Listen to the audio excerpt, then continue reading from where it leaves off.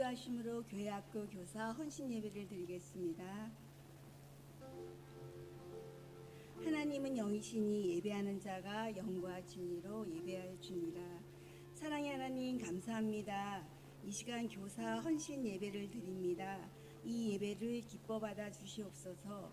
예수님의 이름으로 기도드립니다. 아멘.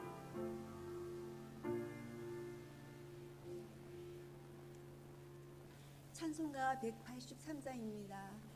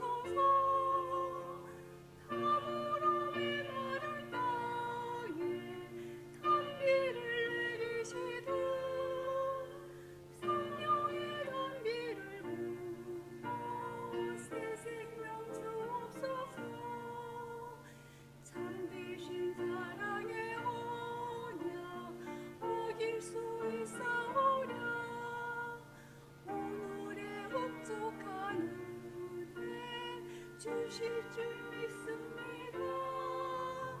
가물음이 마른 땅에 단비를 내리시듯 성령의 단비를 부어 새 생명 주옵소서.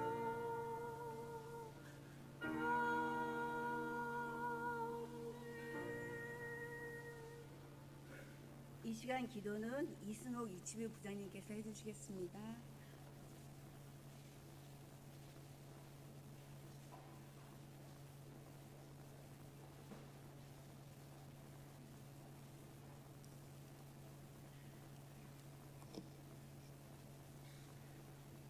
하나님 아버지 감사합니다.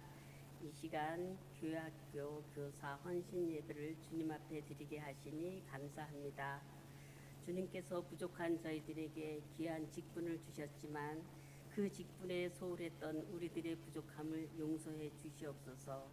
주님, 매년마다 행사처럼 치러지는 여름 수련회가 되어지게 하지 마시고 아이들이 참 성령님과 성부, 성자 예수님을 바로 알게 하는 시간들이 되게 하여 주시옵소서.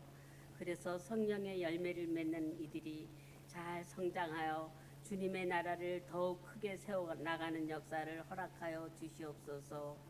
주님께서 교회 학교 교사들로 세워주심은 주님의 뜻함에 있음을 깨닫고 각자에게 맡겨주신 은사로 최선을 다하고 헌신을 다하게 하여 주시옵소서. 몸은 하나인데 많은 지체가 있고 몸은 지체가 많으나 한 몸인 것 같이 그리스도도 그러하니라고 하신 고린도전서의 말씀처럼 그러하기에 서로 사랑하고 이해하며 배려하여 우리 갈릴리 교회가 더욱 아름답게 성장해 나가는 교회가 되게 하여 주시옵소서. 종 목사님이야 박 목사님, 전도사님 또 장로님과 권사님들에게 능력과 강건함을 더하여 주시고 교회를 위해 각 곳에서 헌신 봉사하는 분들에게 크신 은혜를 허락하여 주시옵소서. 또한 이 시간 이 예배의 자리를 사모하지만 육신의 질병으로 나오지 못하는 성도님들이 속히 치료하여 주셔서 함께 예배드릴 수 있는 은혜를 허락하여 주시옵소서. 특히 소망부 어르신들에게 이 무더위를 잘 이겨내고 강건할 수 있도록 도와주시옵소서. 이 시간 말씀을 주시는 박학성 목사님께 능력을 허락하여 주시어 크게 은혜 받고 변화되는 시간이 되게 하시며 주신 말씀 실천하며 사는 우리 모두가 되게 도와주시옵소서. 우리를 위해 십자가에 못 박혀 돌아가신 주님의 사랑을 잊지 않고 결심하고 결단하는 시간이 되길 간절히 바라옵고 거룩하신 예수님의 이름으로 기도드리옵나이다. 아멘.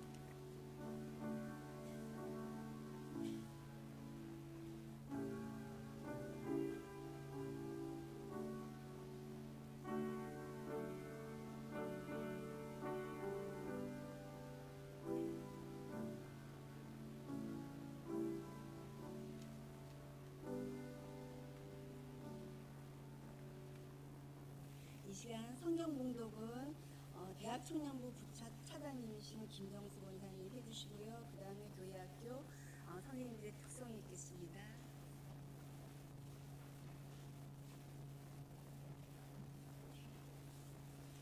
네, 이 시간 우리에게 주시는 말씀은 열왕기상 13장 11절에서 24절 말씀입니다. 구약 성경 537면에 있습니다. 열왕기상 13장 11절에서 24절 말씀 교독하시겠습니다. 제가 먼저 11절 읽겠습니다. 베델에 한 늙은 선지자가 살더니 그의 아들들이 와서 이 날에 하나님의 사람이 베델에서 행한 모든 일을 그에게 말하고 또 그가 왕에게 드린 말씀도 그들이 그들의 아버지에게 말한지라.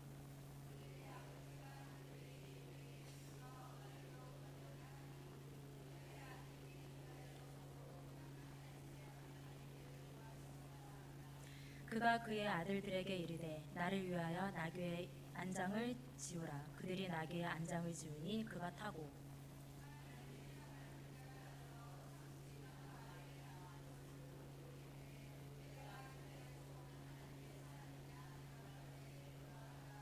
그가 그 사람에게 이르되 나와 함께 집으로 가서 떡을 먹으라.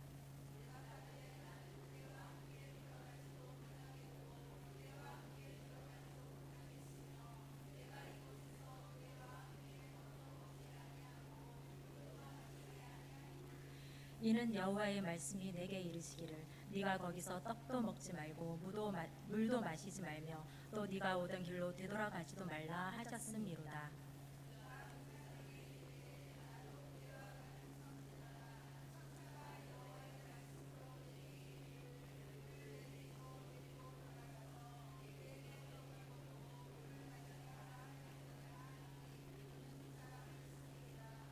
이에 그 사람이 그와 함께 돌아가서 그의 집에서 떡을 먹으며 물을 마시니라.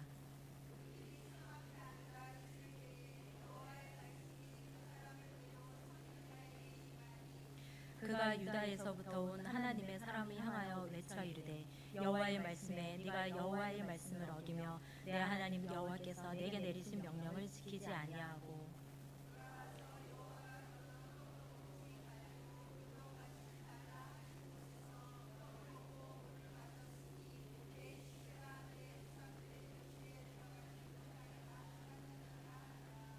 그리고 자기가 데리고 온 선지자가 떡을 먹고 물을 마신 후에 그를 위하여 나귀의 안장을 지우니라.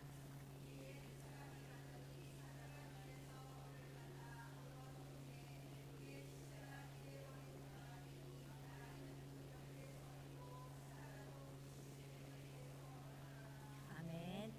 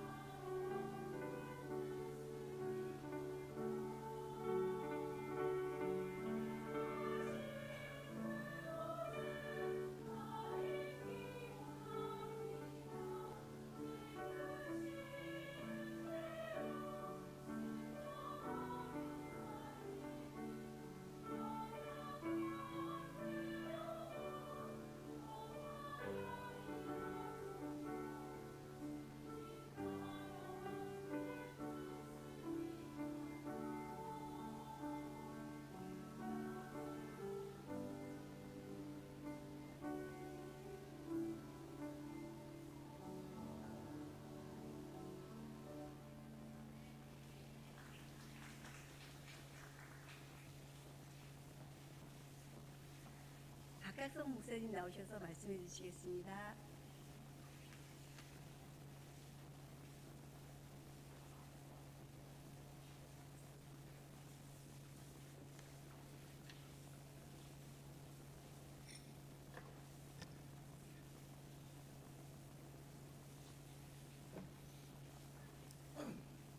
할렐루야, 반갑습니다. 네, 오늘은 나는 세상의 기준입니다. 나는 세상의 기준입니다라는 주제를 가지고 함께 은혜를 나누고자 합니다. 제가 국민학교 다닐 때 초등학교라고 부르지는 않았습니다. 지금이야 초등학교라고 부르지만 제가 다닐 때에는 국민학교라고 했었습니다. 일제장제를 청산한다고 국민학교에서 초등학교로 바꾼 것이 1996년에 있었던 일입니다. 그래서 국민학교에서 초등학교로 이름이 변경되게 됩니다. 저는 어이구 죄송합니다. 네.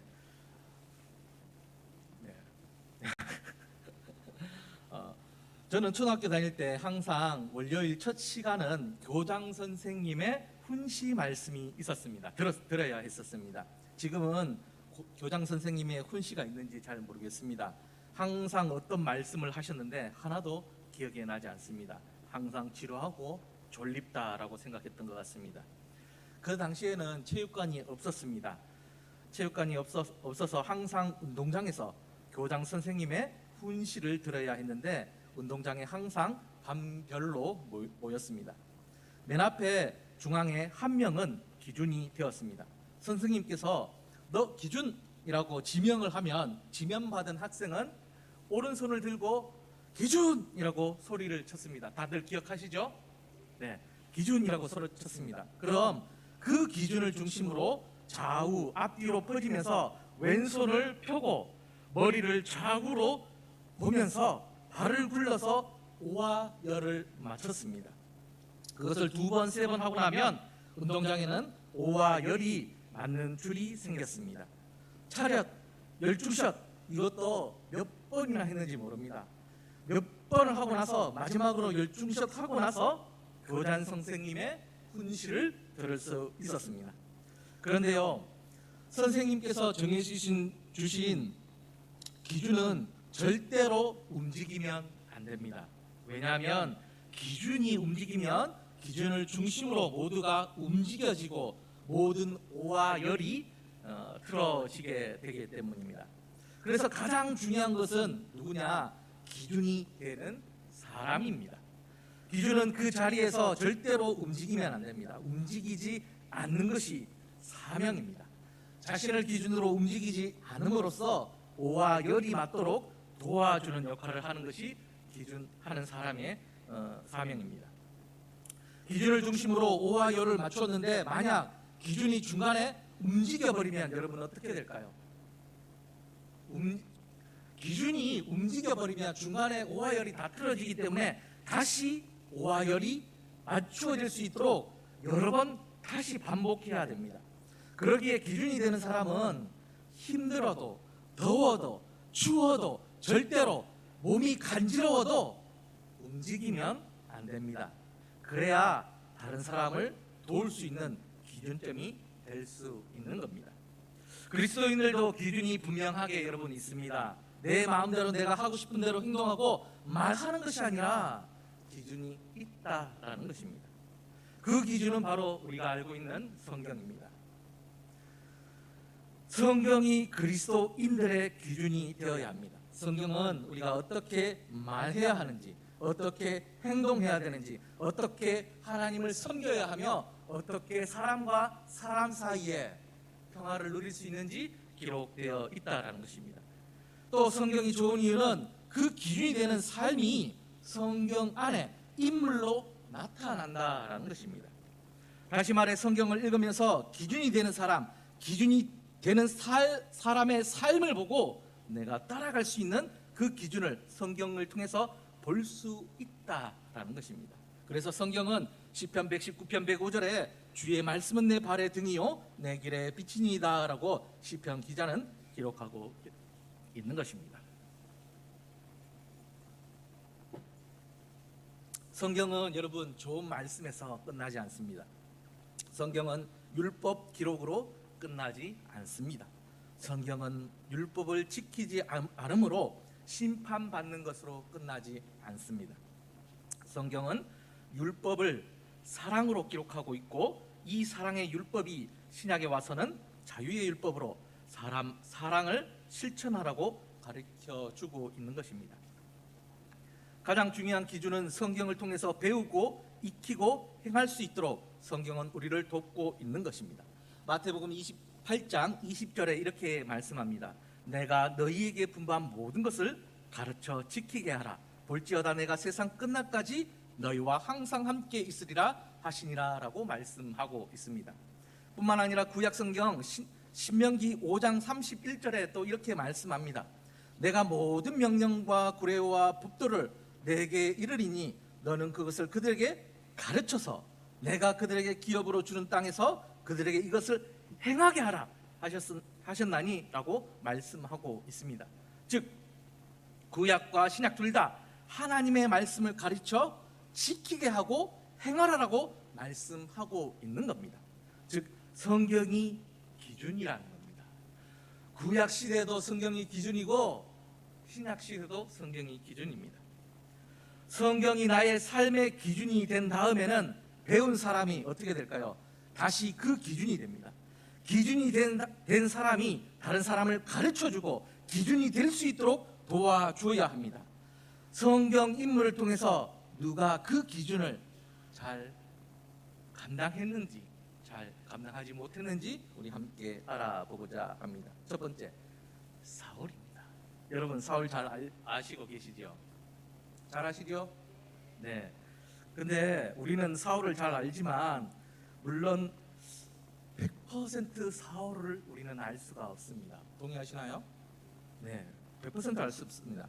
우리가 그 시대 사람도 아니고 그 시대 문화도 다 알 수 없고 그 사람 사울 마음속에 들어가 보지 않았기에 100% 사울에 대해서 안다 이렇게 말할 수는 없습니다. 그것은 불가능한 일입니다. 그러나 우리는 성경을 통해서 사울의 배경, 사울의 생각, 사울의 행동을 통해서 사울을 유추해 볼 수는 있습니다.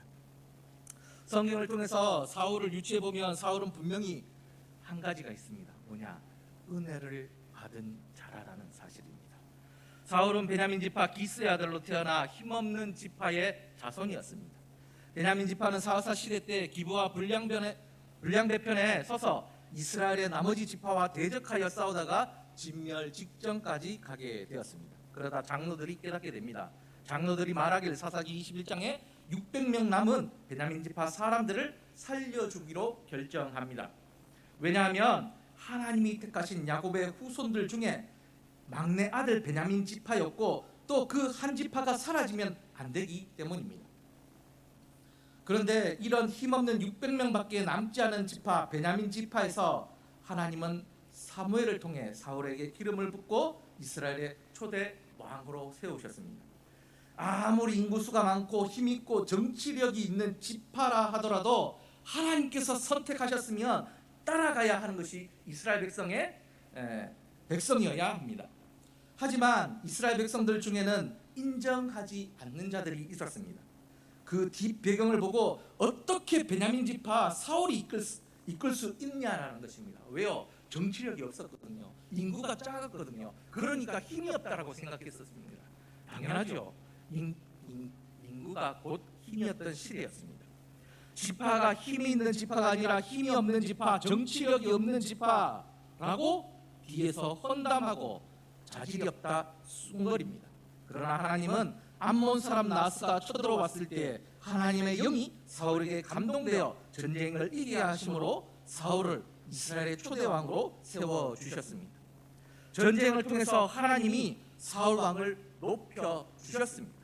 사울 왕에게 힘을 실어 주셨다라는 것입니다. 다시 말해 하나님께서 사울을 기준으로 부르셨고 세워 주셨습니다. 그럼 이스라엘 백성의 기준은 누구입니까? 사울 왕입니다. 사울 왕을 중심으로 뭐 해야 됩니까? 헤쳐 모여 해야 하는 겁니다. 하나님께서 기준을 선택하셨습니다. 사울 너 기준 하고 모든 이스라엘의 백성들이 기준점을 중심으로 헤쳐 모여 해야 한다라는 것입니다. 앞뒤 좌우 맞는지 완벽하게 정렬되었는지 확인해야 됩니다. 그리고 그 기준점에 따라서 제사장의 나라가 한치의 오차 없이 이루어지게 되는 겁니다. 그런데요, 하나님이 세우신 기준이 여러분 무너지게 됩니다. 왜 무너지게 되었느냐? 여러 가지 이유가 있지만 하나님만을 바라봐야 하는 사울이 하나님만 바라보지 못하고 주위를 돌아보게 되었기 때문입니다. 하나님이 주신 왕위를 자신이 지켜야 한다는 생각이 사울의 마음을 흔들어 놓았습니다. 베냐민 지파는 힘없는 600명밖에 없는 정치력이 없는 지파이기에 자신의 능력으로 자신의 왕위를 지켜내야 한다라고 생각한 것입니다. 그때 이스라엘과 블레셋 간의 전쟁이 일어났습니다. 다윗이 사울의 골칫거리였던 블레셋의 골리앗을 죽이고 그 전쟁에서 승리를 가져갈 수 있도록 판도를 바꾸어 주었습니다. 사울 왕은 그 누구보다 기뻤습니다. 대적 블레셋을 이겼기 때문입니다. 자신의 골칫거리인 블레셋과의 불리한 전쟁에서 불가능할 것 같은 승리를 다윗의 물맷돌로 인해서 승리로 바꾸어 놓았습니다. 그런데 이스라엘 백성이 부르는 노래, 사울이 죽인 자는 천천히요 다윗이 죽인 자는 만만이라는 노래를 듣고 그만 사울의 마음속에 왕권을 지켜야 한다는 마음이 샘솟듯 일어나게 됩니다. 또 왕권을 지키기 위해 다른 지파를 탄압하기 시작합니다. 가장 중요한 기준인 하나님 말씀의 뿌리를 깊이 박고 움직이지 않아야 하는데 그만 움직이고 말았습니다. 아말렉을 진멸하라는 하나님 명령을 어겨버렸습니다. 하나님만 바라보고 하나님 말씀에 깊숙이 뿌리를 박아야 하는 사울 왕이 하나님이 아니라 자신의 권력에 눈이 돌아가고 만 것입니다. 하나님이 아말렉과의 전쟁에서 승리하게 해 주셨습니다. 그런데요, 사울은 어떻게 하느냐? 하나님께서 승리하게 해 주셨는데 갈멜에다가 자신의 이름이 딱 적힌 자신의 이름을 박은 그 돌을 갈멜 기념비를 세웠습니다. 하나님께 영광을 돌리는 것이 아니라 자신의 이름을 높이기 위해서 갈멜 기념비를 새겼던 것입니다. 사무엘상 13장 가면 사울이 왕이 되고 2년 후에 블레셋과의 전쟁이 발발하게 됩니다. 그 당시의 전쟁은 나라와의 전쟁만이 아니라 나라와 전쟁이기도 했지만 그 민족이 섬기는 신들과의 전쟁이기도 했었습니다. 다시 말해 전쟁에서 승리하면 그들이 믿는 신이 강하기 때문에 승리했다라고 믿었습니다. 또 제사장이 전쟁을 승인해 주지 않으면 전쟁을 할 수 없었습니다. 신이 허락하지 않았다고 믿었기 때문입니다. 이스라엘과 블레셋과의 전쟁이 일어났습니다. 사무엘은 사울 왕에게 7일을 기다려라 라고 말했습니다. 사울 왕은 전쟁터에서 모든 준비를 마치고 사무엘을 손꼽아 기다렸습니다. 이미 사울은 자신감이 충분했습니다. 암몬 사람 나하스를 이긴 승리의 기억을 가지고 있기 때문입니다. 그런데 문제는 기다리라고 한 그 사무엘이 오지 않는 것이었습니다. 사울 왕은 초조해 갔습니다. 백성들은 웅성웅성거리기 시작합니다. 하나님께서 이 전쟁을 허락하지 않았는 거 아니야? 사울이 능력이 없는 것 아닌가? 사무엘이 어떻게 됐나? 이곳저곳에서 웅성웅성거렸습니다. 시간은 더 흘렸습니다. 이제 이 전쟁에서 이탈하는 백성까지 생겼습니다. 사울 왕은 더욱더 초조했습니다. 군사가 빠져나가면 수적으로 불리할 수밖에 없었고 전쟁에서 지겠다는 생각을 가질 수밖에 없었습니다. 그래도 끝까지 사무엘을 기다리라고 한 그날까지 기다렸습니다. 잘한 거죠, 안 그렇습니까? 7일 기다렸잖아요. 그럼 잘한 거죠. 그런데요, 끝내 사무엘은 약속 시간이 지나도 돌아오지 않았습니다. 더 이상 기다릴 수 없었던 사울 왕은 이렇게 대답합니다. 13장 8절 9절에 보면 이럽니다. 사울은 사무엘이 정한 기한대로 이래 동안 기다렸으나 사무엘이 길갈로 오지 아니하며 백성이 사울에게서 흩어지는지라 사울이 이르되 번제와 화목 제물을 이리로 가져오라 하여 번제를 드렸더니 라고 기록하고 있습니다. 번제와 화목제를 드리고 만 것입니다. 그리고 10절을 읽어보면 이렇습니다. 번제를 드리기를 마치자 사무엘이 온지라. 번제와 화목제물을 드리자마자 사무엘이 도착합니다. 이게 무슨 일입니까?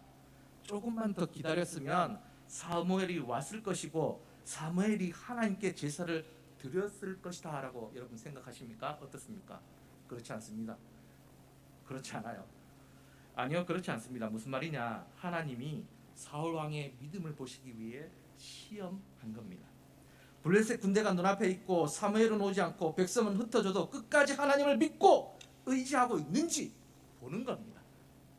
여러분, 전쟁은 누구한테 속해 있는 겁니까? 하나님한테 속해 있는 겁니다. 전쟁은 여호와께 있는 겁니다. 여호수아가 여리고성을 무너뜨릴 때 그들이 무기가 있어서 신무기가 있어서 여리고성을 무너뜨렸습니까? 아니요, 그렇지 않습니다. 하나님께서 시키신 대로 하루에 한 바퀴 돌고 마지막 7째 날에 7번 돌고 나팔 불고 소리쳐라. 그러니까 여리고성이 무너졌습니다. 전쟁은 여호와께 속해 있는 겁니다. 자, 기드온의 300용사, 그들이 힘이 있어서 그 전쟁에서 이겼습니까? 그렇지 않습니다. 하나님께서 많이 모였는데 전쟁은 하나님께 속해 있다는 것을 보여주시기 위해 나머지 시험을 통해서 다 집에 보내버립니다. 그리고 300명 남은 그 사람들 가지고 전쟁을 해서 이기게 만들어버립니다. 왜요? 전쟁은 누구한테 있다? 하나님께 있다라는 것을 보여주기 위해서 하나님께서 소수의 300명을 데리고 전쟁을 치르신 겁니다. 즉 사울왕 끝까지 백성이 흩어져도 하나님께서 나와 함께 하시면 이 전쟁에서 이긴다, 이 믿음이 있어야 했던 것입니다. 그러나 안타깝게도 하나님만을 바라봐야 하는 이 사울이 하나님만 바라보지 못하게 됩니다. 안타깝게도 사울왕은 이 시험을 통과하지 못했습니다. 오히려 변명합니다. 사무엘상 13장 11절에 보면 사무엘이 이르되 왕이 행할 것이 무엇이냐 하니 사울이 이르되 백성은 내게서 흩어지고 당신은 정한 날에 오지 아니하고 블레셋 사람은 민막스에 모였음을 내가 보았으므로 이에 내가 이르기를 블레셋 사람이 나를 치러 길갈로 내려오겠거늘 내가 여호와께 은혜를 간구하지 못하였다 하고 부득이하여 번제를 드렸나이다 하니라. 이제 뭐라고 얘기하느냐? 변명하는 거죠. 그래서 13장 13절에 이렇게 얘기합니다. 사무엘이 사울에게 이르되 왕이 망령되이 행하였도다. 왕이 왕의 하나님께 하나님 여호와께서 왕에게 내리신 명령을 지키지 아니하였도다. 그리하였더라면 여호와께서 이스라엘 위에 왕의 나라를 영원히 세우셨거늘. 이렇게 사무엘이 대답하게 됩니다. 여러분, KTX가 시속 300km로 달립니다. 그렇죠? KTX 기준은 높은 속도를 유지하고 목적지에 빠르게 도달하는 것이 KTX의 목표입니다. KTX가 이제 2027년 되면 이제 속초에도 뚫린다고 그러더라고요. 예. 그런데 이 KTX가 지나갈 때 개가 짖는다고 해서 이 KTX가 끼익 하고 쓰지 않습니다. 왜요? 목표가 있기 때문입니다. 개가 짖는다고 거기 쓰면 KTX가 될 수가 없습니다. 개가 짖든지 말든지 상관하지 않고 오직 목적지를 향해 달려갑니다. 그래야 정실하게 그 목적지에 도착할 수 있기 때문입니다. 여러분, 사울도 마찬가지로 하나님께서 기준을 정해주셨다면 하나님만 바라보고 가야 합니다. 하나님께서 진멸하라고 하면 여러분 진멸하면 됩니다. 하나님께서 기다리라고 하면 기다리면 됩니다. 그 기준이 움직여 버리니까 하나님께서 새로운 기준을 세우시는 겁니다. 왜? 여러 번 말씀하셨거든요. 사무엘을 통해서 돌아오라고 자꾸 얘기하셨거든요. 근데 안 돌아오니까 할 수 없이 사울을 버리는 겁니다. 그렇기 때문에 기준이 되는 사람은 한 번 정해진 그 기준을 움직이지 않기 위해 노력해야 하고 온 힘을 다해 사명을 감당해야 하는 것입니다. 그러나 사울 왕은 그렇지 못했습니다. 하나님께 기준을 두지 않았고 백성의 눈을 두려워하며 하나님을 멀리했습니다. 그 결과 사울 왕은 안타깝게도 하나님께 버림받았습니다. 또한 왕위도 유다 지파 다윗에게 넘어가게 됩니다.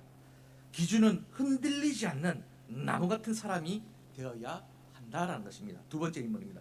오늘 읽은 본문 베델의 늙은 선지자입니다. 저는 몇 년 전부터 이 베델의 늙은 선지자 때문에 의문점을 많이 갖고 있었습니다. 거짓말하는 선지자에게 하나님께서 번개를 막 쳐가지고 죽이셔야지, 아니 속은 자를 사자에게 물려 죽게 하시는 하나님 너무한 거 아니신가라고 생각을 했었습니다. 그렇잖아요. 속인 자가 나쁜 자지 속는 자가 그렇지 않습니까? 저는 그렇게 생각했었거든요. 그리고 이 의문점을 풀기 위해 주석 진짜 여러 권을 살펴보았지만 이 사건은 답이 없었습니다. 그래서 혼자 몇 년 동안 마음속에 묵혀두었습니다. 주석을 아무리 살펴봐도 여기에 베델의 늙은 선지자에 관해서는 답이 없더라고요. 제가 가지고 있는 주석은 그랬습니다. 그래서 적어놓고 항상 묵상하고 이게 왜 그럴까? 왜 속인 자를 죽이지 않고 속은 자를 하나님께서 죽이셨을까? 이게 너무 좀 그랬어요. 하나님이 정의 하나님이신데 왜 그러셨을까? 이렇게 한동안 묵혀두었습니다. 몇 년이 되었습니다. 그러다 깨닫게 되었습니다. 아, 하나님의 말씀 기준이구나라는 것을 깨닫게 되었습니다. 하나님은 솔로몬 때문에 마음이 아프셨습니다. 솔로몬의 첫 마음은 백성을 사랑하는 마음, 백성의 억울함을 풀어주기 위해 듣는 마음을 하나님께 구했습니다. 그래서 하나님은 기뻐하시며 솔로몬에게 지혜를 허락하셨습니다. 뿐만 아니라 구하지 않은 부와 명예도 함께 주셨습니다. 하지만 솔로몬은 하나님께서 주신 지혜를 점점 타락시켜 갔습니다. 처음 주신 지혜는 완벽한 하나님의 지혜였죠. 그러나 태평성대를 이루기 위해 주위 여러 나라와 정략 결혼을 하고 수많은 공주를 위해 성을 지어주며 사치품을 주기 위해 국가 세금을 많이 사용하게 됩니다. 매 끼니마다 산의 진미를 주어야 했습니다. 왜요? 다들 공주들이었으니까요. 먹는 것, 입는 것 하나 전부 다 고급이어야 했었습니다. 심지어 공주들을 위해 이방 신전을 지어주고 솔로몬도 그 우상을 섬기게 되었습니다. 그 결과 솔로몬의 아들 르호보암 때에 북이스라엘과 남유다로 한민족 두 국가 체제가 되고 말았습니다. 왜 한민족 두 국가가 될 수밖에 없었습니까?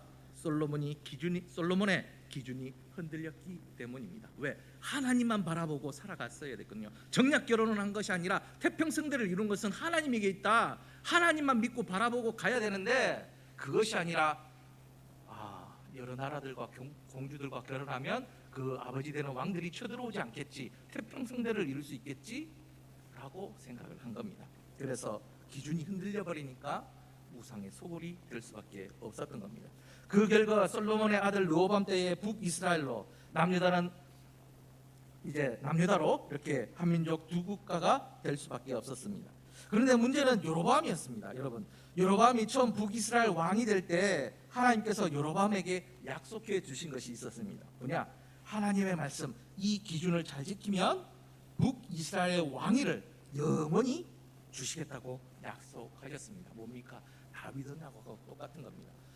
남유다는 계속해서 다윗의 후손들이 왕위를 이어갑니다. 북이스라엘도 하나님의 기준, 하나님의 말씀대로 했더라면 여로보암의 후손들이 계속 왕위를 이어갔을 겁니다. 그러나 여로보암이 어떻게 합니까? 하나님의 기준, 너 기준 했는데 그 기준 안 했거든요. 흔들었거든요. 그러니까 계속 쿠데타가 일어나는 겁니다. 여로보암 역시 하나님의 말씀 기준을 지키지 않았습니다. 대표적으로 살펴보면 율법으로 보면 택하실 그곳, 법궤가 있는 그곳에서만 제사를 드려야 합니다. 성전을 짓고 예루살렘으로 법궤가 옮겨짐으로 절기마다 3번 예루살렘을 방문하고 예배 드려야 합니다. 그런데 여로보암은 자신의 백성이 남유다로 예루살렘으로 내려가는 것을 막았습니다. 왜요? 거기 가서 눌러 살 수 있었기 때문에, 성전에 그 남유다 백성이 될 수도 있었기 때문에 그것을 두려워한 나머지 베델과 단에 금송아지 신전을 세웠고, 뿐만 아니라 절기도 새로 만듭니다. 하나님께서 만들어 주신 절기가 이미 있는데도 불구하고 북이스라엘에 맞게 남유다에는 내려가지 못하도록 새로운 절기를 만들어서 예루살렘으로 내려가지 않아도 된다. 베델과 단에 하나님 섬기는 성전이 있다. 이제 남유다 안 내려가도 된다. 우리 북이스라엘 베델과 단에서 섬겨도 된다. 하나님 섬겨도 된다. 근데 문제는요, 하나님의 영광이 임하시는 법궤가 베델과 단에는 여러분 없었습니다. 그때 남유다에서 베델로 올라온 선지자가 요시야 예언을 하면서 제단을 깨어렸습니다. 여로보암은 남유다에서 올라온 그 하나님의 말씀을 전하러 온 선지자를 잡으려고 합니다. 잡으라고 명령합니다. 그때 여로보암 팔이 말라 버렸습니다. 여로보암은 선지자에게 기도해서 다시 손이 원래대로 돌아오게 해달라고 요청하자 선지자가 그대로 하게 됩니다. 신실한 하나님의 선지자라는 것을 깨닫고 여로보암은 선지자를 자신의 집으로 초대합니다. 예물도 주겠다고 말합니다. 왜요? 기적을 일으키니까 하나님의 사람이 맞구나 라고 생각한 겁니다. 그런데 선지자는 거절합니다. 왜냐하면 하나님의 명령이었기 때문입니다. 열왕기상 13장 8절에 보면 하나님의 사람이 왕께 대답하되 왕께서 왕의 집 절반을 내게 준다 할지라도 왕과 함께 들어가지도 아니하고 이곳에서는 떡도 먹지 아니하고 물도 마시지 아니하리니 이는 곧 여호와의 말씀이 내게 명령하여 이르기를 떡도 먹지 말며 물도 마시지 말고 왔던 길로 되돌아가라 말씀하셨습니다 하고 이렇게 기록합니다. 하나님이 명령하셨기에 왕하고 같이 가지도 물도 떡도 먹지 않겠다고 선언하는 겁니다. 기준을 잘 지키고 있는 모습을 볼 수 있습니다. 그런데요, 이 소문을 듣고 베델의 한 늙은 선지자가 이 소식을 듣고 남유다에서 올라온 선지자를 초대합니다. 남유다에서 올라온 선지자는 여로보암에게 말했던 것 같이 똑같이 베델의 늙은 선지자에게 똑같이 말씀합니다. 하나님께서 떡도 먹지 말고 물도 먹지 말라라고 말씀하셨다라고 전해 주었습니다. 그런데요, 그러자 베델의 늙은 선지자가 거짓말로 천사가 하나님의 말씀을 전해 주었다고 하면서 집으로 데려가서 떡을 먹이고 물을 마시게 하라라고 하면서 남유다의 선지자를 속이고 그 집으로 데려갔습니다. 18절 끝에 이는 그 사람을 속임이라라고 기록하고 있습니다. 남유다에서 베델로 올라온 선지자는 속고 말았습니다. 베델의 늙은 선지자의 집으로 들어가서 떡도 먹고 물도 마시고 쉬었습니다. 여러분 생각해 보십시오. 남유다에서 북이스라엘까지 올라와서 떡도 안 먹고 물도 안 먹고 얼마나 배가 고팠고 시장했고 또 목이 말랐겠습니까? 그 좋은 날씨도 아니잖아요. 하나님 말씀을 선포한다고 하다가 죽을 뻔도 했습니다. 얼마나 배가 고프고 목이 말랐겠습니까? 지칠 대로 지쳐 있었습니다. 하나님 말씀을 지키기 위해 얼마나 많이 노력하고 버텨냈습니까? 그런데 베델의 늙은 선지자가 하나님의 말씀을 들었다고 하면서 떡과 물을 주는데 어찌 먹고 마시지 않을 수 있겠습니까? 그런데요, 떡과 물을 마시자마자 하나님의 말씀이 베델의 늙은 선지자에게 임합니다. 남유다 선지자에게 말하길 여호와의 말씀을 어기며 내 하나님 여호와께서 내게 내리신 명령을 지키지 아니하여 내 시체가 내 조상들의 묘실에 들어가지 못하리라 하셨다고 이렇게 말씀하고 있습니다. 여러분, 길을 가던 남유다의 선지자는 사자에게 물려 죽고 말았습니다. 여기서도 알 수 있는 것은 하나님은 남유다의 선지자에게 하나님의 말씀을 주셨다라는 것입니다. 기준을 주셨다라는 겁니다. 그 기준은 남유다를 떠나 북이스라엘로 갔다가 돌아올 때까지 떡도 물도 마시지 말라고 하신 것입니다. 그럼 이 말씀을 지켜야 합니다. 말씀이 기준인 겁니다. 그런데 안타깝게도 속고 말았습니다. 거짓말에 넘어간 것입니다. 이 성경 사건을 보면서 하나님이 너무했다라는 생각을 저는 했었습니다. 속인 자, 거짓말한 자, 뜨는 자, 베델의 늙은 선지자이지, 나쁜 사람은 이 베델의 늙은 선지자이지 하나님께서 남유다에서 온 선지자가 아니지 않냐라고 생각을 했었습니다. 벌을 주셔도 거짓말하고 속이고 뜨는 베델의 늙은 선지자에게 번개를 때리셔가지고 죽이셔야지 왜 하나님의 말씀을 잘 지키다가 속은 남유다 선지자를 죽이셨는가 너무나 안타까웠습니다. 그런데요, 그 사건 한 번 더 자세히 보면 하나님의 영이 베델의 늙은 선지자에게 임하는 장면이 있습니다. 무엇이냐? 이 사건을 통해서 볼 수 있는 것은 하나님께서 남유다에서 올라온 선지자를 시험하셨다라는 것입니다. 여러분, 그렇습니다. 하나님은 우리에게 말씀을 주셨습니다. 기준을 주셨습니다. 그럼 우리는 바람이 불어도 태풍이 불어도 기준의 자리를 지켜내야 합니다.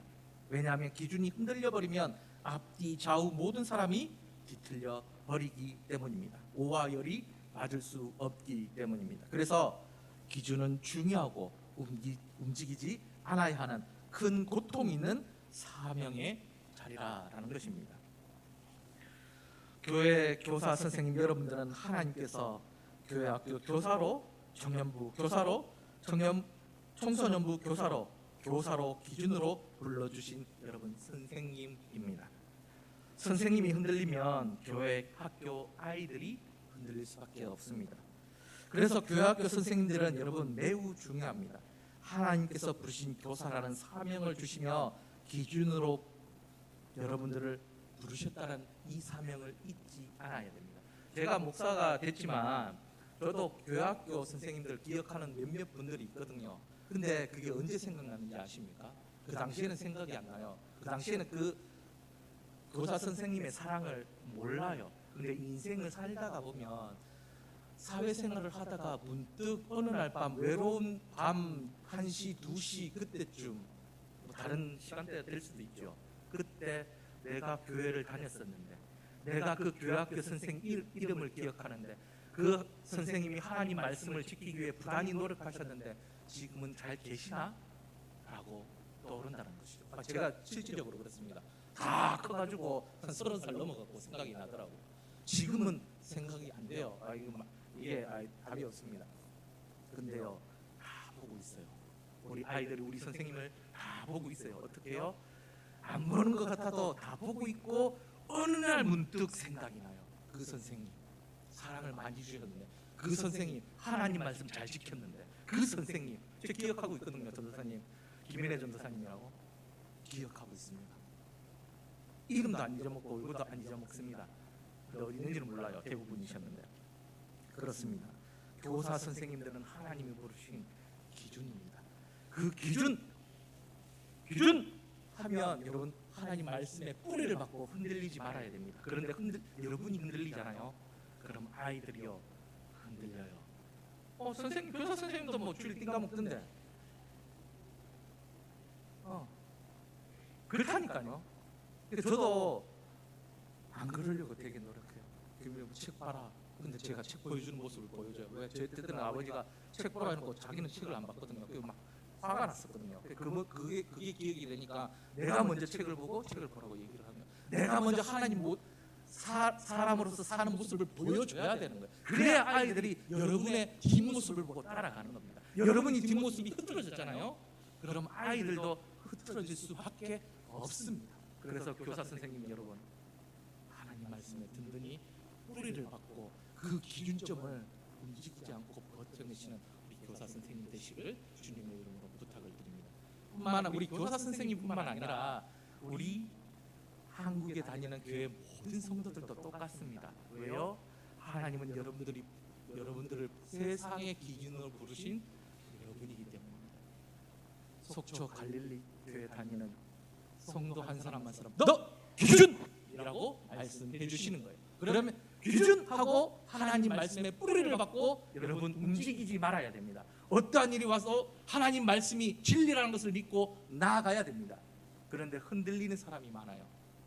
재물 앞에 흔들리고 명예 앞에 흔들리고 권력 앞에 흔들리니까 사람들이 뭐라고 합니까? 너희들 기준이 아니잖아 라고 얘기를 하는 거잖아요. 그래서 기준, 나는 기준이구나, 나는 흔들리면 안 되구나, 나는 하나님 말씀에 뿌리를 단단히 받고 하나님 말씀을 지켜내는 기준이구나 라고 인식하면서 살아가는 우리 속초 갈릴리 교회 모든 성도들 되시기를 주님의 이름으로 부탁드립니다. 기도합니다. 하나님 아버지 감사합니다. 오늘 교사 헌신 예배로 함께 나누어 봤습니다. 하나님, 사울이 기준으로 부름을 받았지만 그 부름에 제대로 응답하지 못하고 흔들리는 모습을 보았습니다. 그래서 하나님은 그 기준을 버리시고 새로운 기준 다윗을 선택하는 모습도 보았습니다. 하나님, 베델의 그 늙은 선지자가 하나님의 선지자를 시험하기 위해서 남유다에서 온 그 선지자를 시험하기 위해서 거짓말로 종용하는 모습을 보게 됩니다. 하나님, 우리가 사람 말에 속는 것이 아니라 오직 이 성경 말씀에 기준이 되어서 이 성경 말씀에 우리의 믿음의 뿌리를 내리게 하여 주시옵소서. 누가 어떻게 말하든 이 성경 말씀이 아니라고 하면 아니야라고 대답할 수 있고, 이 성경 말씀이 그것은 맞아라고 하면 그것은 맞다라고 그 기준을 가지고 살아갈 수 있는 우리 교회학교 교사 선생님들, 또 우리 속초 갈릴리 교회 모든 성도들이 될 수 있도록 인도하여 주시옵소서. 하나님, 우리가 메마른 가지가 되지 않기를 원합니다. 메마른 나무가 되지 않기를 원합니다. 하나님, 튼튼한 나무가 될 수 있도록 하나님 말씀에 깊이 뿌리를 박는 우리 모든 성도들 될 수 있도록 인도하여 주시옵소서. 그래서 때로는 비가 오고 바람이 불고 태풍이 불어 뜨거운 여름 햇빛이 쬐어도 추운 눈보라가 내려도 그 나무가 움직이지 않는 것처럼 하나님 말씀에 뿌리를 받고 움직이지 않는 저희들 될 수 있도록 인도하여 주옵소서. 감사드리며 예수님의 이름으로 기도드립니다. 아멘.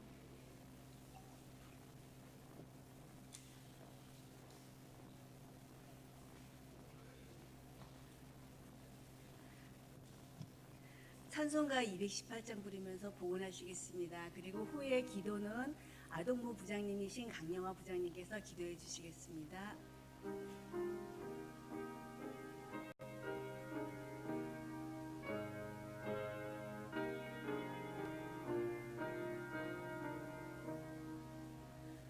내 마음과 정성을 다하여서 주 너의 하나님을 사랑하라. 내 몸을 아끼고 사랑하는 형제와 이웃을 사랑하라. 주께서 우리에게 명하시니 구명령 따라서 살아가리. 날 미워해 치는 원수라도 언제나 너그럽게 살아가라. 널 비판하는 자 위에서도 신실한 마음으로 복을 빌라. 주께서 우리에게 명하시니 구명령 따라서 살아가리.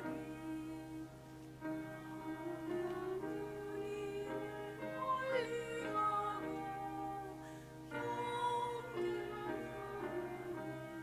형제만 이러한 죄인을 사랑하사 주께서 못 버려주고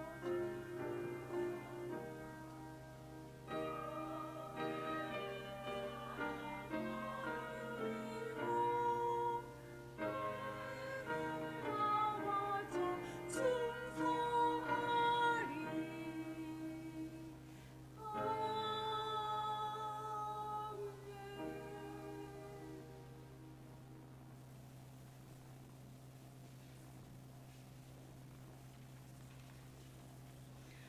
사랑과 은혜로 충만하신 하나님, 이 시간까지 교사 현신 예배로 인도하심을 감사드립니다. 우리 갈릴리 교회 교육부를 있게 하시고 이끌어 주심을 늘 감사드리며, 세상에는 참 교육도 많고 여러 가지 교육도 많다 하지만 하나님의 말씀 교육보다 더 좋은 게 어디 있겠습니까? 그것을 모르는 저희들을 용서하여 주시옵소서. 우리 갈릴리 교회 교육부를 통하여서 갈릴리 교회가 더 발전하는 교회로 나가게 인도하여옵소서. 이 시간 감사하여서 작은 물질을 드립니다. 기뻐 받아 주시옵소서. 우리를 너무나 사랑하시는 예수님 이름으로 기도드립니다. 아멘.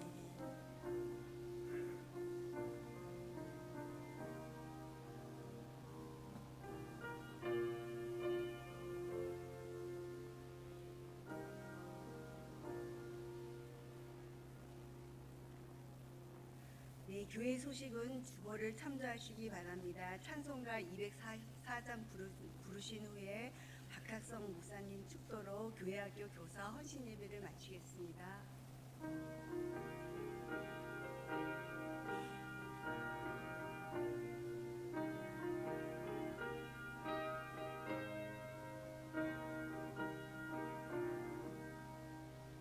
주의 말씀 듣고서 준행하는 자는 반석 위에 덮고 집을 지은다.